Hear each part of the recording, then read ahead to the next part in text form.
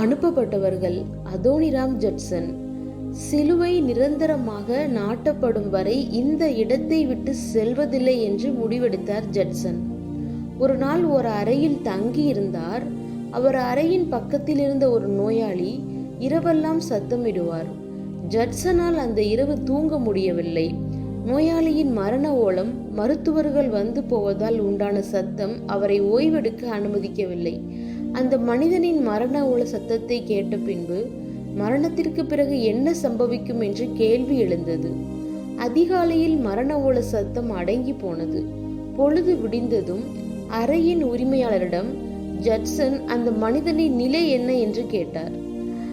உங்கள் வயதுடைய வாலிபன், அவன் பெயர் ஜேக்கப் ஈமஸ் என்று சொல்ல கேட்ட பிறகு ஒரு நிமிடம் அப்படியே அதிர்ச்சியில் நின்றார் ஜட்சன்.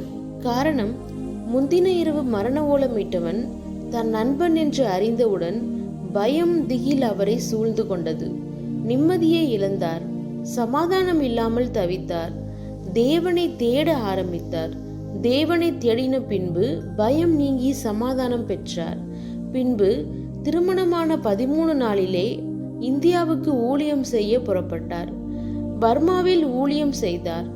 இரவில் பர்மிய மக்களுக்காக ஊக்கமாக ஜெபித்தார். அவருடைய 8 மாத குழந்தை மரித்து போனது.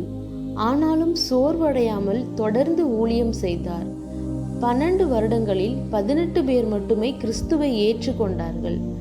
ஜட்சன் சிறையில் அடைக்கப்பட்டார். அதிகாரிகள் திடீரென ஜட்சன் வீட்டிற்குள் புகுந்து அவரது மனைவியின் கண்முன்னே கொடூரமாக ஜட்சனை கீழே தள்ளி சவுகளினால் கட்டி மரண சிறைச்சாலைக்கு இழுத்து சென்றார்கள். 20 மாதங்கள் சிறைச்சாலையில் கொடுமைகளை அனுபவித்தார். பட்டினியோடு சிறை வாழ்க்கையை கழித்தார். அவருடைய கால்களில் சங்கிலிகள் கட்டப்பட்டிருந்தது. சங்கிலிகள் கால் சதையை கிழித்து வேதனை தந்தது. வேதாகம மொழிபெயர்ப்பை அதிகாரிகள் அழித்து விடுவார்கள் என்று பயந்து தலையணை போல தைத்து அதை பத்திரப்படுத்தினார். 20 மாதங்களுக்கு பிறகு சிறைச்சாலையிலிருந்து விடுதலை செய்யப்பட்டார். அவர் மனைவியும் இறந்து போனார். 1834 ஆண்டு முழு வேதாகமும் பர்மிய மொழியில் வெளிவந்தது. 33 ஆண்டுகளுக்கு பின்பு தன் தாய்நாட்டிற்கு சென்றார். மீண்டும் பர்மாவிற்கு திரும்பி வந்த இவர் தன் தாய்நாட்டிற்கு திரும்பி செல்லவில்லை. தன்னுடைய ஊழிய பயணத்தில் மனைவி மற்றும் குழந்தைகளை ஒன்றன் பின் ஒன்றாக சாக கொடுத்தும் இயேசுவுக்காக வைராக்கியத்தோடும் அர்ப்பணிப்போடும் ஊழியம் செய்தார் ஜட்சன். பர்மா நாட்டு மன்னன், என்னுடைய ஜனங்கள் இயேசுவை ஏற்றுக்கொள்ள ஏமாந்தவர்கள் அல்ல, ஆனால் ஜட்சன் சரீரத்தில் இருக்கும் காயத்தை கண்டு அவர் போதிக்கும் இயேசுவை ஏற்றுக்கொண்டு விடுவார்களோ என்று அச்சப்படுகிறேன் என்றார்.